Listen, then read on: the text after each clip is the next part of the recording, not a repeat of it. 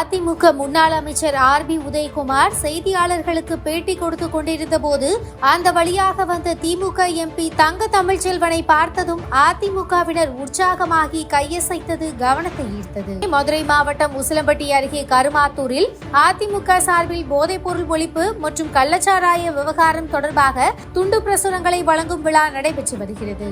இந்த விழாவில் கலந்து கொண்ட அதிமுக முன்னாள் அமைச்சர் ஆர்பி உதயகுமார் செய்தியாளர்கள் மத்தியில் பேசிக் கொண்டிருந்தார். அப்போது அந்த வழியாக வந்த திமுக எம்பி தங்க தமிழ்ச்செல்வனை பார்த்த அதிமுகவினர் கையசைத்து சிரித்தனர்.